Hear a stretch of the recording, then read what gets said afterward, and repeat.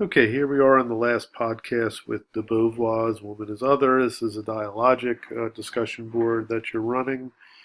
And along with all the usual, I've given you some, you know, a usual way of doing things. I've given you the prompts for today's discussion board and also some tips for writing a proposal. So again, in order to get the conversation started, you are writing a proposal of a paper that you are not going to write, but you want to be able to propose it.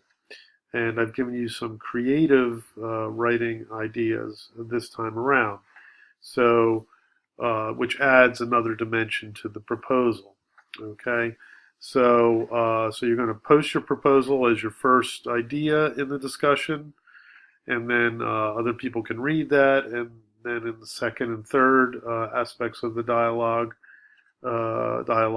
you will respond to other people, and they will respond to you, and then in the third aspect, you'll go back to your original proposal and taking the ideas that you heard from other people, you want to revise it, okay, and to make it a better proposal, a better idea, okay? Gave you some tips for writing a proposal along with all the other tips I've given you for writing a proposal. So again, contextualization, textualization, theorization, categorization, the basic elements of good critical thinking. So I gave you some things to think about with contextualization. Contextualization is really where you have to take the words, the questions, the quiz sort of aspects that have been given to you, and you have to put them into your own words. And so you're just not responding to a question, but you want to act as if the question that you chose is your own idea.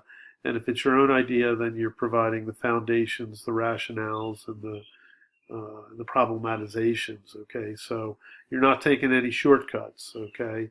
You never want to take shortcuts when you're contextualizing a problem, right? Even if the problem has been given to you, right? You want to own the problem.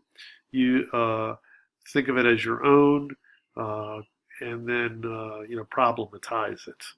Okay, so I've given you some examples of what's a weak and a strong contextualization. Okay, so keep these things in mind as you're going through, right? So good contextualization is really reverse engineering what the question that has been given to you and all the things that we've talked about in class. Okay, so it's sort of taking the invisibles and making them visible in your own language.